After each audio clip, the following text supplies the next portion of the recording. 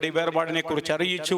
കഴിയുമ്പോൾ വന്ന് പങ്കെടുക്കുമല്ലോ എന്ന് ഓർപ്പിച്ചു. അതുകൊണ്ട് എന്തായാലും ഒന്ന് വന്ന് പങ്കെടുക്കണമെന്ന് ഞാൻ താല്പര്യപ്പെട്ടു. ദൈവം അതിന് സാഹചര്യം ഒരുക്കി തന്നു.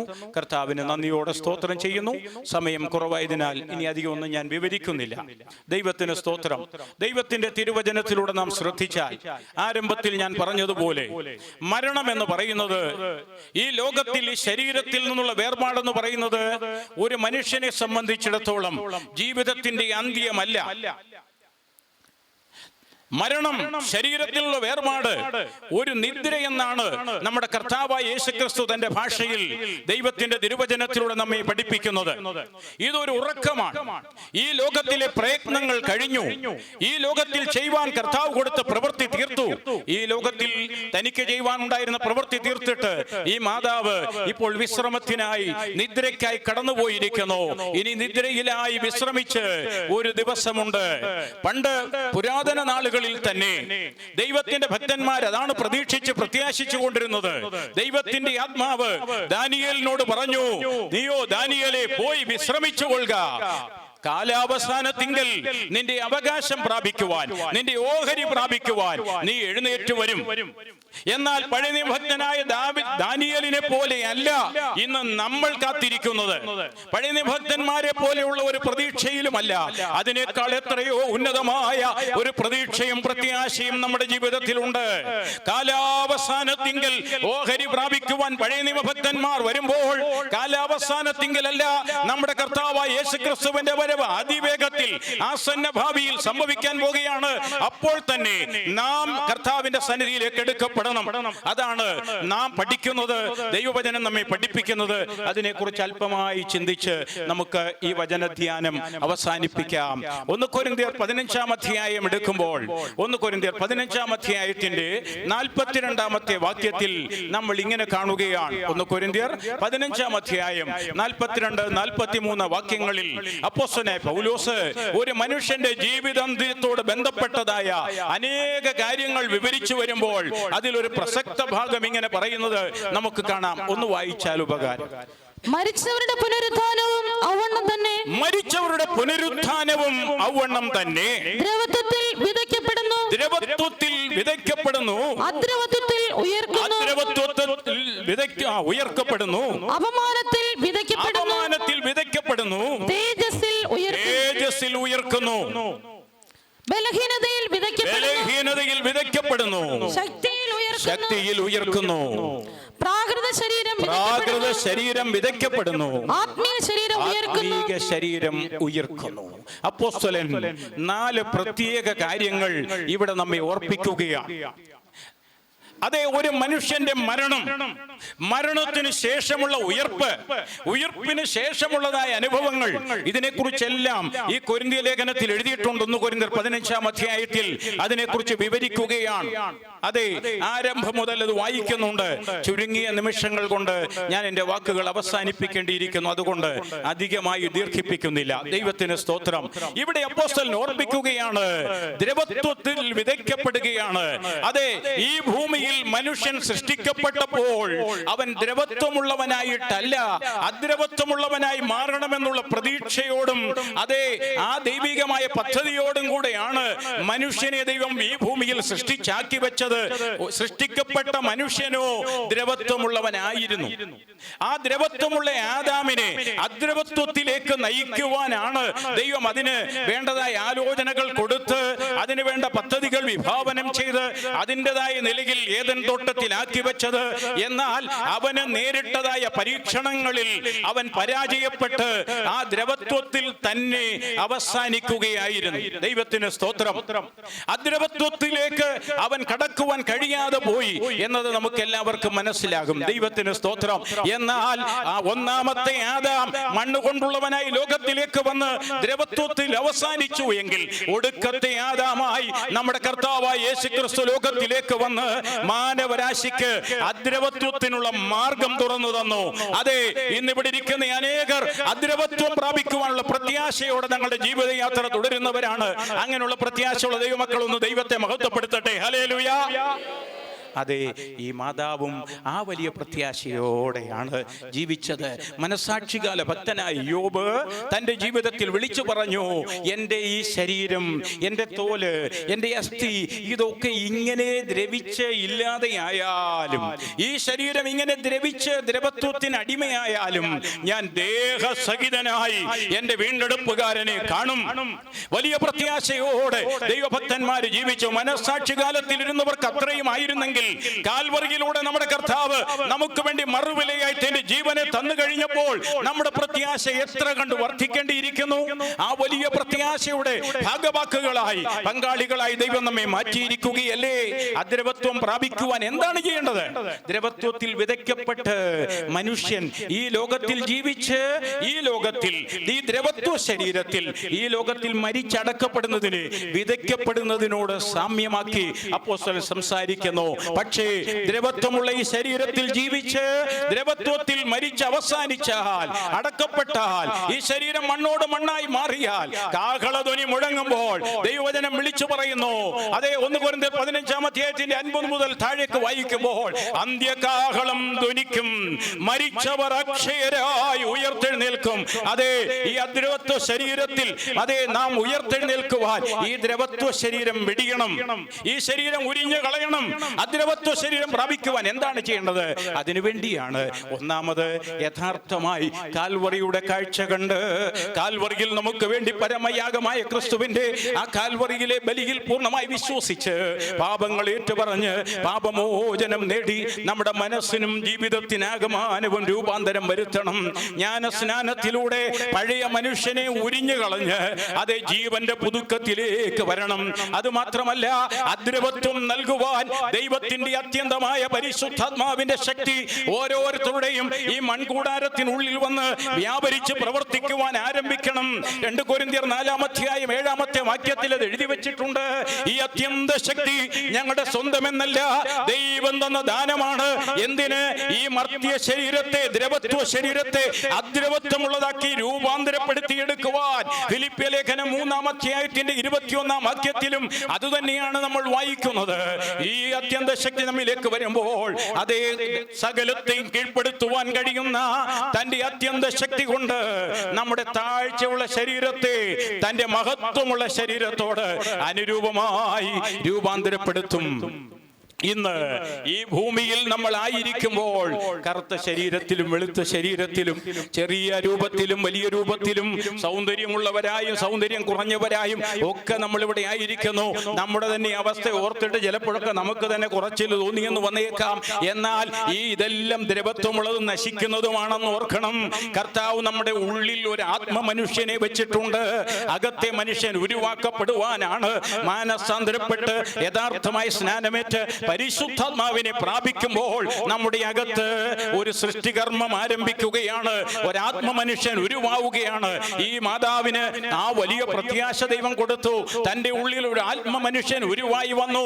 അതുകൊണ്ട് ഒരു മൂശ ഉടച്ച് തകർത്താൽ അതിനകത്തൊരു നല്ല പാത്രം ഉരുവായി കാണുന്നത് പോലെ ഈ പുറമെയുള്ള മനുഷ്യനെ തകർത്താൽ, അപ്പോസ്തലൻ പൗലോസ് പറഞ്ഞു, കൂടാരമായ ഞങ്ങളുടെ ഭൗമഭവനം അഴിഞ്ഞു പോയാൽ കൈപ്പണിയല്ലാത്ത ദൈവത്തിന്റെ ദാനമായ ഒരു കെട്ടിടം ഞങ്ങൾക്ക് സ്വർഗത്തിലുണ്ട്. ഈ കൂടാരം ഒളിഞ്ഞു പോകട്ടെ. ഇതിനുള്ളിൽ നിന്ന് ആത്മാവ് ദൈവസന്നിധിയിൽ എത്തിക്കഴിയുമ്പോൾ ഒരു പ്രത്യേക സുദിനത്തിൽ കർത്താവ് കാഹളധ്വനിയുമായി ഇറങ്ങി വരുമ്പോൾ, ഗംഭീരനാദം മുഴങ്ങുമ്പോൾ, പ്രധാന ദൂതന്റെ ശബ്ദം കേൾക്കുമ്പോൾ ഒരു പുതു ശരീരവുമായി മരിച്ചവരൊക്കെ ഉയർത്തെഴുന്നേറ്റ് കർത്താവിന്റെ തേജസ് പ്രാപിക്കും. 4 കാര്യങ്ങൾ പറഞ്ഞല്ലോ. ഇനി അതെല്ലാം വിവരിക്കാൻ സമയമില്ലാത്തതിനാൽ ഞാൻ പെട്ടെന്ന് പറഞ്ഞ് അവസാനിപ്പിക്കാം. അതെ, ഈ ദ്രവത്വത്തിൽ വിതയ്ക്കപ്പെടുന്നു. ഈ ശരീരം അല്പസമയം കഴിയുമ്പോൾ നമ്മൾ മണ്ണിൽ വിതയ്ക്കുകയാണ്, അടക്കം ചെയ്യുകയാണ്. പക്ഷേ നമുക്കൊരു പ്രതീക്ഷയുണ്ട്.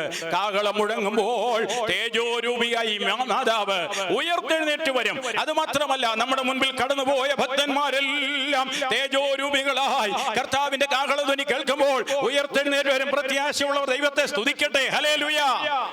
അതെ, ആ പ്രത്യാശ ദൈവം നമുക്ക് തന്നിരിക്കുന്നു. ദ്രവത്വത്തിൽ വിതയ്ക്കപ്പെടുന്നു, അദ്രവത്വത്തിൽ ഉയർക്കുന്നു. അടുത്തത് എന്താ പറയുന്നത്? അപമാനത്തിൽ വിതയ്ക്കപ്പെടുന്നു. ഇതൊരു അപമാന ശരീരമാണ്. ഒരല്പം ഒരു ഭാഗം ഒന്ന് പഴുത്താൽ മനുഷ്യനെ അടുക്കാൻ പറ്റുകയില്ല. ഈ മനുഷ്യ ശരീരം നമ്മൾ എത്ര സൂക്ഷിച്ച് എത്ര ഡെക്കറേറ്റ് ചെയ്ത് എന്തൊക്കെ ചെയ്താലും ശരി, ഇതിലൊരു ചെറിയ വേദന വന്നാൽ ഒരു ചെറിയ പഴുപ്പ് വന്നാൽ അടുക്കുകയില്ല. ഇത് പലരും അവഗണിച്ച് അപമാനിച്ച് ഒതുങ്ങി മാറിപ്പോകുന്നത് പോലെ നമുക്ക് തോന്നും. അങ്ങനെയുള്ള ശരീരത്തിലാണ് നമ്മൾ ഇരിക്കുന്നത്. പക്ഷേ നമുക്കൊരു പ്രതീക്ഷയുണ്ട്. ഈ ശരീരം ദ്രവിച്ചു പോയാലും ഒരു മഹത്വത്തിൽ ഉയർക്കുന്ന ശരീരമുണ്ട്. കർത്താവ് നമുക്ക് വേണ്ടി ഒരു ശരീരം ഒരുക്കിക്കൊണ്ടിരിക്കുകയാണ്. ആ മഹത്വ ശരീരം പ്രാപിക്കുവാൻ ആ ഒരു പ്രത്യേക സുദിനം വരാൻ പോകുകയാണ്. കാഹളധ്വനി കേൾക്കുമ്പോൾ നിങ്ങൾ ഒരുങ്ങിയിട്ടുണ്ടോ? മഹത്വത്തിന്റെ ആത്മാവാകുന്ന പരിശുദ്ധാത്മാവിനാലും ദൈവത്തിന്റെ തിരുവചനത്താലും ജീവിതത്തെ ഉരുവാക്കി രൂപപ്പെടുത്തിയെടുക്കുന്നവര് കാഹളധ്വനി കേൾക്കുമ്പോൾ മഹത്വ ശരീരികളായി മാറും. അതെ, അപമാനത്തിൽ വിതയ്ക്കപ്പെടുന്നു. ഈ ശരീരം ഒരു അപമാന ശരീരമാണ്. അതുകൊണ്ടാണ് നമ്മൾ ഈ ശരീരത്തെ എങ്ങനെയെങ്കിലും ഒക്കെ അലങ്കരിച്ച് ഒരുക്കി ഓരോ ദിവസവും ലജ്ജാകരമായി കാണാതെ അതിനെ മാന്യമായി സൂക്ഷിക്കുന്ന അപമാന ശരീരം. പിന്നെ എന്താ പറയുന്നത്? ബലഹീനതയിൽ വിതയ്ക്കപ്പെടുന്നു, ശക്തിയിൽ ഉയർക്കുന്നു. ഇത് ബലഹീന ശരീരമാണ്. നമുക്കൊന്നും ചെയ്യാൻ സാധ്യമല്ല. അതെ, ചിലപ്പോൾ ഒരു 50 വയസ്സ് വരെയൊക്കെ ഒരുമാതിരി ബലത്തോടിരിക്കും. എന്നാൽ പിന്നീട് എഴുന്നേറ്റ് നിൽക്കാൻ വയ്യ, ശരീരത്തിനാകെ ക്ഷീണം, അങ്ങോട്ടും ഇങ്ങോട്ടൊന്നും നടക്കാൻ വയ്യ. പ്രായമായി ഒരളവിൽ വരുമ്പോഴേക്കും പിന്നെ നമ്മൾ പ്രതീക്ഷിക്കുന്നിടത്തൊന്നും പിടിച്ചാൽ നിൽക്കുകയില്ല. ഇത് ബലഹീന ശരീരമാണ്. അല്പസമയം. അതുകൊണ്ട് ആരും തങ്ങൾക്ക് ബലമുണ്ടെന്ന് കരുതരുത്. ഇന്നുള്ള ബലം നാളെ കാണുകയില്ല. ഇന്നത്തെ ബലമൊക്കെ ക്ഷയിച്ചു പോകും. ഇത് ബലഹീന ശരീരമാ. പക്ഷേ ഇതിനെക്കുറിച്ച് നമ്മൾ ഭാരപ്പെടേണ്ട. ഇതിനപ്പുറത്തൊരു ശക്തമായ ശരീരം കല്ലറകളെ ഭേദിച്ചുകൊണ്ട് കണ്ണിമയ്ക്കുന്ന നേരത്ത് പറന്ന് സ്വർഗോന്നതങ്ങളിൽ കർത്താവിന്റെ അടുക്കലേക്ക് ഉയരുന്ന ഒരു മഹത്വ ശരീരം എനിക്കും നിങ്ങൾക്കും തരുമെന്ന് കർത്താവ് വാഗ്ദത്തം ചെയ്തിട്ടുണ്ട്. അവസാനമായി പറയുന്നു, പ്രാകൃത ശരീരം. ഇതിനകത്ത് അനേക പ്രാകൃത സ്വഭാവങ്ങളുണ്ട്, പ്രാകൃതമായ ചിന്തകളുണ്ട്. ആ പ്രാകൃതമായതിനെയെല്ലാം അതുകൊണ്ടാണ് 1 കൊരിന്ത്യർ 2-ാം അധ്യായം 14-ാം വാക്യത്തിൽ എഴുതിയിരിക്കുന്നത്, പ്രാകൃത മനുഷ്യൻ ദൈവാത്മാവിന്റെ ഉപദേശം കൈക്കൊള്ളുന്നില്ല. നാച്ചുറൽ മാൻ എന്നാണ് ഇംഗ്ലീഷിൽ. നാച്ചുറൽ മാൻ നമ്മുടെ ഈ ലോകപ്രകാരമുള്ള ജഡീകമായ മാനുഷികമായ അവസ്ഥയെ മാറ്റിയെടുത്തിട്ട് നമ്മെ സ്പിരിച്വൽ മാനായിട്ട്, ആത്മീക മനുഷ്യനായിട്ട് മാറ്റുക. അതാണ് ദൈവ പദ്ധതി. ആ മനോഹരമായ പ്രവൃത്തി മാതാവിൽ ദൈവം പൂർത്തീകരിച്ച്, അതെ, അപ്പോസ്തലൻ പൗലോസ് പറഞ്ഞു, ഞാൻ നല്ലപോർ പൊരുതു, ഓട്ടം തികച്ചു, വിശ്വാസം കാത്തു. ഈ പ്രത്യാശയോടെ ഇതാ കടന്നു പോയിരിക്കുന്നു. നമുക്കെല്ലാവർക്കും ആ പ്രത്യാശയോടെ കടന്നു പോകാം. പിതാവിനെയും മക്കളെയും കുടുംബങ്ങളെയും എല്ലാം ആ വലിയ പ്രത്യാശയാൽ നിറച്ച്, അതെ, ഈ ദുഃഖത്തെ കവിയുന്ന സ്വർഗീയ പ്രത്യാശയാൽ ബന്ധുമിത്രാദികളെ നിറച്ച് എല്ലാവരെയും ആശ്വസിപ്പിച്ച് ആ മഹത്വ നാളിനായി ഒരുക്കട്ടെ എന്നുള്ള വാക്കുകളോടെ ഞാൻ ഇവിടെ അവസാനിപ്പിക്കുന്നു. കർത്താവ് എല്ലാവരെയും അനുഗ്രഹിക്കട്ടെ. ഉണ്ടാകട്ടെ. നമ്മുടെ ശുശ്രൂഷയുടെ സമയം കഴിഞ്ഞിരിക്കുകയാണ്. എങ്കിൽ തന്നെയും അല്പസമയം കൊണ്ട് എല്ലാവരും ക്ഷമയോടിരിക്കുന്നു ഓർപ്പിക്കുന്നു. ദൈവത്തിന് സ്തോത്രം. ഈ പ്രിയ മാതാവിന് 78 വർഷക്കാലം ഈ ഭൂമിയിൽ ജീവിപ്പാൻ ദൈവം ഭാഗ്യം നൽകി. പുസ്തകത്തിൽ അടിച്ചിരിക്കുന്ന പോലെ, ഞാൻ നല്ലപോർ പൊരുതു, ഓട്ടം തികച്ചു, വിശ്വാസം കാത്തു. ആ സാക്ഷ്യം 100% ഈ മാതാവിൽ നിറവേറ്റിയിരിക്കുകയാണ്. പല പട്ടികളുടെയും പ്രത്യവാക്യം കാണുമെങ്കിലും അതിനെ പെട്ടിപ്പുറത്തേ കാണത്തുള്ളൂ. കിടക്കുന്ന ആളിന് യാതൊരു ആ വാക്യവുമായിട്ട് യാതൊരു ബന്ധമില്ലാത്ത അനുഭവമാണ്. ദൈവത്തിന് സ്തോത്രം. എന്നാൽ ഈ മാതാവിനെ സംബന്ധിച്ച് അങ്ങനെയല്ല. ഈ മാതാവ് കഷ്ടത്തിലായപ്പോൾ പ്രിയ പിതാവ് അസിസ്റ്റന്റ് പാസ്റ്റർ വിളിച്ച് പറയുകയുണ്ടായി, ഇവിടെ ഒന്ന് വരണം. അത് കഴിഞ്ഞ് എന്നെയും വിളിച്ച് പറഞ്ഞു, ഇവിടെ ഒന്ന് പ്രാർത്ഥിക്കണം. അപ്രകാരം ഇവിടുത്തെ സഭാശുശ്രൂഷണമായി ഇവിടെ നിന്ന് കടന്നു വരികയും പല കാര്യങ്ങളും ചോദിച്ചതിനെല്ലാം നല്ല മറുപടി പറയുകയും ചെയ്തു. സന്തോഷമായിരിക്കുന്നു, നിരാശയൊന്നുമില്ല. കർത്താവ് വിളിച്ച അനുരുഖമാണ്. പെൺമക്കൾ 2 പേരും UK നിന്നും അമേരിക്കയിൽ നിന്നും വന്നിരുന്നു. ദൈവത്തിന് സ്തോത്രം.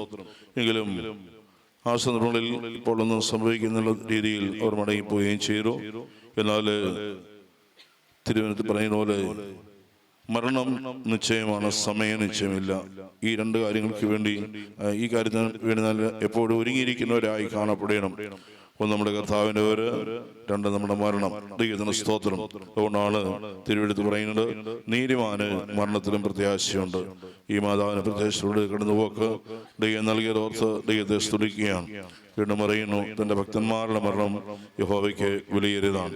ആ സാക്ഷ്യവും മാതാവിൻ്റെ നിറവേറ്റിയതോർത്ത് ദൈവത്തെ സ്തുതിക്കുന്നു. ഇന്നല്ലെങ്കിൽ നാളെ നാമും ഈ ലോകം വിട്ട് കടന്നു പോകേണ്ടവരാണ് എന്നുള്ള ചിന്തയോട് നമ്മുടെ ജീവനം ആയിരിക്കണം. ദൈവത്തിന് സ്തോത്രം. കർത്താവിനുദാസന് ഓർപ്പിച്ചപോലെ പാവങ്ങളെ മാനസാന്തരപ്പെട്ട് ദൈവത്തിന് കൽപ്പനയാന്ന് മുഴുവൻ സ്നാനം സ്വീകരിച്ച് പരിശുദ്ധാത്മാക്ഷയം പ്രാപിച്ച് പരിശുദ്ധമായ ഒരു ജീവിതം നയിക്കുന്നവർക്ക് മാത്രമേ കർത്താവിന് ഒരുവെങ്കിൽ എടുത്തുകൊള്ളപ്പെടുവാൻ സാധിക്കുകയുള്ളൂ. ദൈവത്തിന് സ്തോത്രം. പ്രാരംഭത്തിൽ ഞാൻ ഓർപ്പിച്ചുവല്ലോ, ഇനിയും ഈ ശുശ്രൂഷകളൊക്കെയും ഈ മാതാവിൻ്റെ ഉള്ളതല്ല, കൂടപ്പെട്ടതായി നമുക്ക് ഓരോരുത്തർക്കും വേണ്ടിയുള്ളതാണ്. മാതാവ് തൻ്റെ അവകാശത്തിൽ ചെന്ന് കഴിഞ്ഞിരിക്കുകയാണ്. ദൈവത്തിന് സ്തോത്രം. നമ്മുടെ ഓട്ടം സ്ഥിരതയോടി ഒരു നല്ല അവസാനം പ്രാപിക്കാം. ദുഃഖത്തിലായിരിക്കുന്ന എല്ലാ പ്രിയപ്പെട്ടവരെയും ദൈവമായ കർത്താവ് ആശ്വസിപ്പിക്കട്ടെ. ദൈവത്തിന് സ്തോത്രം. ഇപ്പോൾ വിളവിനാൽ കുടുംബത്തിലെ മിസ്റ്റർ ജോർജ് നന്ദി വാക്ക് പറയുന്നതായിരിക്കും. എത്രയും ബഹുമാനപ്പെട്ട സെൻട്രൽ പാസ്റ്റേഴ്സ്, ബഹുമാനപ്പെട്ട പാസ്റ്റർമാർ, ബഹുമാനപ്പെട്ട സിസ്റ്റേഴ്സ്, ഞങ്ങളുടെ കുടുംബത്തിനുണ്ടായ വേദനയിൽ ഞങ്ങളെ സമാശ്വസിപ്പിക്കാനായി വന്നിരിക്കുന്ന സഹോദരങ്ങൾ, ബന്ധുക്കൾ, സുഹൃത്തുക്കൾ,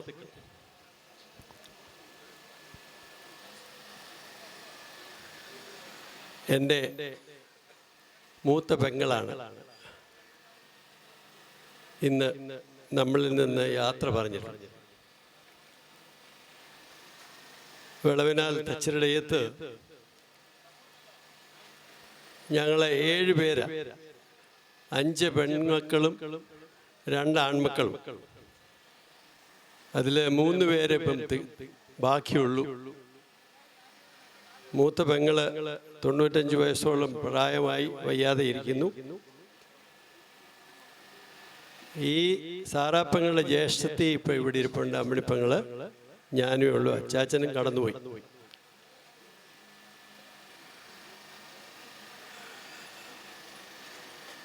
അളിയൻ എപ്പോഴും പറയും, 5-ാം പെണ്ണ് ഐശ്വര്യം കൊണ്ട് വന്നെന്ന് എപ്പോഴും പറയും.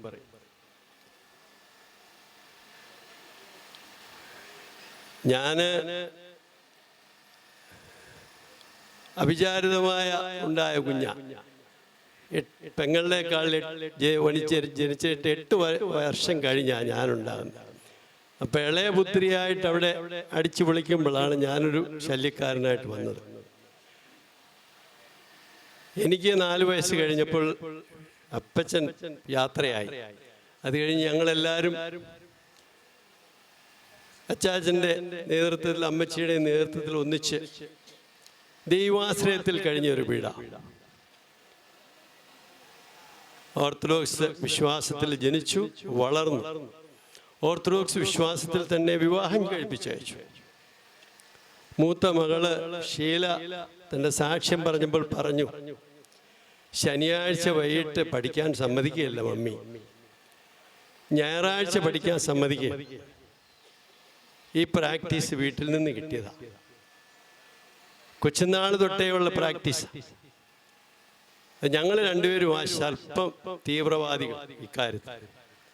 അമ്മച്ചി ഞങ്ങളെ വഴക്ക് പറയും. നോമ്പൊക്കെ നോക്കുമ്പോൾ ഒരിച്ചിരി മോരോ പാലോ കൂട്ടിയാൽ, അന്നൊക്കെ പാലും മോരുമാണ് പ്രധാനപ്പെട്ട കുട്ടികളുടെ പോഷകാരം, ഞങ്ങൾ ആ നോമ്പ് കാലത്ത് കഴിക്കുകയാണ്. എല്ലാ പ്രാർത്ഥനയും കഴിഞ്ഞ് ഉപവാസവും നടത്തിയാണ്. അത്ര തീവ്രമായ വിശ്വാസം ഉള്ള ഒരാളാണ്. ബീഹാറിൽ ചെന്നപ്പോൾ പള്ളിയില്ല, പട്ടക്കാരനില്ല, ദൈവവുമായിട്ടുള്ള ബന്ധത്തിൽ കഴിയാനുള്ള ഒരു മാർഗവുമില്ലാതെ വന്നപ്പോഴാണ് വളരെ ദൈവദാസന്മാരുമായിട്ടുള്ള ഒരു സമ്പർക്കം ഉണ്ടാവുകയും ഈ വിശ്വാസത്തിലേക്ക് മാറി. വിശ്വാസമൊന്നും മാറിയിട്ടൊന്നുമില്ല. കർത്താവായ യേശുക്രിസ്തുവിനെ തന്നെ വിശ്വസിക്കും. പല വഴികൾ കളീക്കലോട്ട് വരുന്ന വെള്ളം ഞാൻ രാവിലെ വന്ന് ഇതിലെ വിടാം, അപ്പുറത്തൂടെയും വരാം, ഇത്രയേ ഉള്ളൂ. ആ സഹോദര സ്നേഹത്തിലാണ് ഞങ്ങളുടെ ബന്ധത്തിലൊന്നും ഒരു കുറവും വന്നു. ആ വളരെ സ്നേഹവതിയായ ഒരു പെങ്ങളായിരുന്നു. വളരെ ഞങ്ങളുടെ ഒരു അമ്മാമ്മയ്ക്ക് വളരെ അനുഗ്രഹമായ ഒരു ഭവനമായി. അളിയൻ നല്ല സുന്ദരന്. വീട്ടില് ഞാനും സാറാപ്പങ്ങളെ ഉള്ളു ഇച്ചിരി കറുത്തവർ. ബാക്കി എല്ലാവരും നല്ല തൂവെള്ളയാണ്. ഞങ്ങളുടെ ഒരു മാവിയുടെ ചായയാണ് ഞങ്ങൾക്ക് രണ്ടുപേർക്കും കിട്ടിയിരിക്കുന്നത്. അപ്പം ഈ സുന്ദരനായ ഭർത്താവിനൊരു സുന്ദരിയായ ഭാര്യയാണ് വേണ്ടത്. പക്ഷേ കർത്താവ് യൂട്ടി ചോദിപ്പിച്ചത് ഇങ്ങനെ. അപ്പം ഇവർ രണ്ടുപേരും കൂടെ നടക്കുമ്പോഴും ഒന്ന് ഒരാൾ ഭയങ്കര നീളം, മറ്റേയാൾ ഷോർട്ട്, ഒരാൾ നല്ല സുമുഖൻ, മറ്റേയാൾ കുഴപ്പം. അതിന് ദൈവം ഒരു കാര്യം ചെയ്തു, ഇദ്ദേഹത്തെ അങ്ങ് ഷേപ്പ് ഒന്ന് മാറ്റിക്കൊടുത്തു. അവിടെ ഒരു ഭയങ്കര ഒരു ആക്സിഡന്റ് പറ്റി. 1000 ഡിഗ്രി സെന്റിഗ്രേഡുള്ള ഫർണസിൽ ഓയിൽ മുഖത്ത് ഒരു ആക്സിഡന്റിൽ വന്നു. മുഖത്തിന്റെ ഷേപ്പ് മാറി ഇപ്പൊ കാണുന്നത്. പിന്നെ ഒത്തിരി ദൈവം തമ്പുരാൻ ഭാര്യയുടെ പ്രാർത്ഥന കൊണ്ടാണ് ദൈവം ജീവൻ തിരിച്ചു കൊടുത്തു. പക്ഷേ അതിനുശേഷം പ്ലാസ്റ്റിക് സർജറി ഒക്കെ ചെയ്താണ് ഇപ്പം. അപ്പോൾ വളരെ ദൈവം ആ ഒരു വ്യത്യാസം പോലും മാറ്റിക്കൊടുത്തു. അപ്പോൾ ആ സ്നേഹം വളരെ അനുഗ്രഹപ്രദമായ ഒരു കുടുംബം, 3 മക്കള്, അതുപോലെ സ്നേഹവതരായ മരുമക്കൾ. ഈ ലോകത്തിലെ സൗഭാഗ്യം അതാണ്, സമാധാനവും സന്തോഷമുള്ള ഒരു കുടുംബം.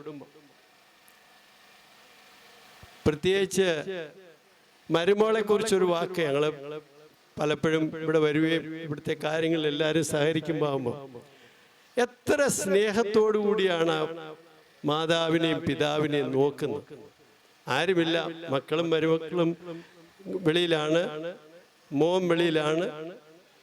ഈ മരുമകൾ മാത്രമാണ് ഈ കുടുംബത്തെ നോക്കിക്കൊണ്ടിരുന്നത്. അത് യാതൊരു പ്രയാസവുമില്ലാതെ, മുഖം കറപ്പിക്കാതെ, വളരെ സ്നേഹത്തോടു കൂടിയാണ് ഈ കുടുംബത്തെ നോക്കുന്നതും പെങ്ങളെ അളിയനും നോക്കി. ഈ ലോകത്തിലെ സന്തോഷം അതാണ്. ദൈവം തമ്പുരാൻ അവിടെയും ആ നന്മകളുടെ പ്രതീക്ഷയിൽ വാസം കൊടുക്കും എന്നുള്ളതിന് ഒരു സംശയം. ഞാൻ ഒരു വാക്ക് നന്ദി മുന്നമേ പറയേണ്ടത്, ഈ ഭവനത്തിൽ കാലാകാലങ്ങളിൽ ഇവിടെ വരുന്ന ഭാഷന്മാരെയൊക്കെ എനിക്കറിയാം. വളരെ സ്നേഹത്തോടും വളരെ സന്തോഷത്തോടു കൂടെയാണ്. മരണം നടന്ന സമയം മുതൽ അതിനു മുമ്പ് വയ്യാതെ